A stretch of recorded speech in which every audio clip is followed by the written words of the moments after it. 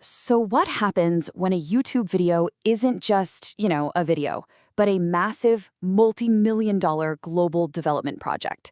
Today, we're going to break down how MrBeast set out to build 10 brand new schools all around the world, and what it might tell us about the future of philanthropy. To really get what's going on here, we first have to wrap our heads around the scale of the problem. We're talking about 200 million kids. That's a number that's almost impossible to imagine. All kids who just don't have a safe place to learn. It's a staggering figure, and it really sets the stage for everything we're about to dive into. And look, this was the goal right from the get-go. This wasn't just about making some cool content. It was about creating a project with a really clear, high-stakes mission to fundamentally change the futures of tens of thousands of people. That's a huge claim, right? So let's see how they actually set out to do it. Okay, so the core promise? It seems pretty straightforward on the surface. Build schools for communities that are in desperate need of them. But as you're about to see, how they did it was anything but simple. Now, this is what makes it all so real.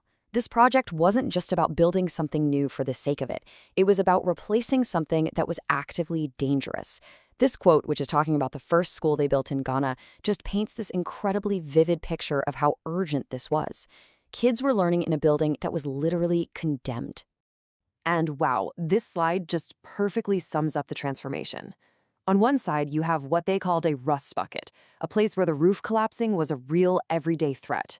And on the other, you've got this completely new, totally safe, and fully resourced school. The visual contrast alone, it's just incredibly powerful. So that brings us to the key question, doesn't it? Because if you think this whole project was just about construction, about hammers and nails, you're only seeing a tiny piece of the puzzle. Because the real genius here, the real innovation, wasn't just about laying bricks. It was about recognizing that a school isn't just an island. It's part of a much, much bigger community ecosystem. And this is where we get to the core idea, what they call the holistic model. It's the idea that for a school to really truly work, you can't just build 4 walls and a roof and call it a day. You have to look at all the stuff around it that helps students and teachers actually succeed. All right, so let's actually break down what this whole community ecosystem thing looks like in the real world. It's all about tackling those essential needs, one by one. And it all starts with the most basic thing you can imagine. I mean, you can build the most beautiful school in the world, but it doesn't mean a thing if the students are too sick to even show up.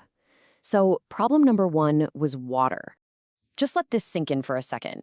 The community was getting its drinking water from a river that was causing parasitic worms in nearly 80% of the population. So the solution wasn't just a water fountain for the school. It was a brand new well that gave clean water to hundreds of people, completely changing the health of the entire village. Okay, so you've got healthy students. That's a great start. What's next? Well, you need dedicated, focused teachers.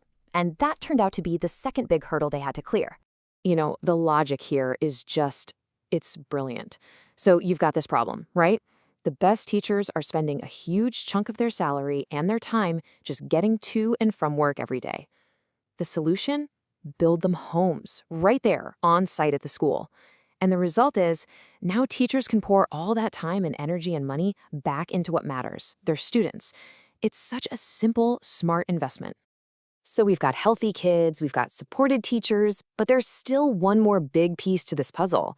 You have to actually get the kids in the classroom and keep them there. And the solution here was surprisingly direct. They built kitchens, and they funded a 5-year free meal program. And the result? Bam! Student attendance shot up by 10%, and it was still climbing. It just goes to show you, sometimes the biggest barrier to getting an education isn't desire. It's just an empty stomach. Now, here's what's so cool about this whole thing. This holistic model, it wasn't some cookie-cutter, one-size-fits-all plan. It was adapted and changed to tackle the specific, unique problems of each and every community they went to. This table really shows you how flexible and smart this approach was. They didn't just copy-paste the Ghana plan everywhere else. No way. In Mexico, the biggest issue was overcrowding. So what they do?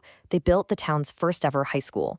Then you go to Ecuador, where communities were dealing with constant flooding. So the solution was to build elevated schools on stilts. In the US, they created an outdoor learning center for neurodivergent kids who learn better outside of a typical classroom.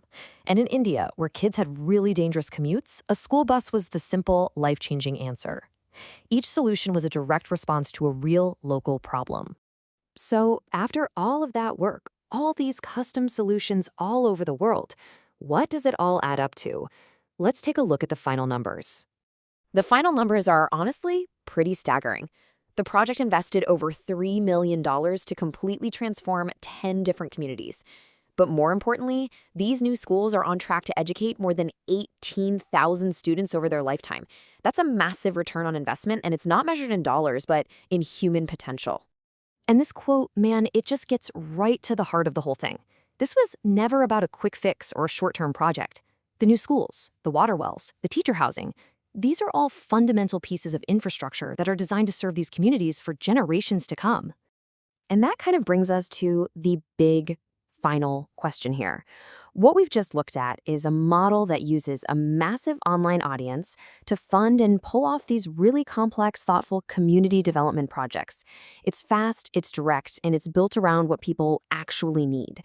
So the big question it leaves us with is this: are we looking at a new blueprint for what philanthropy can be in the 21st century?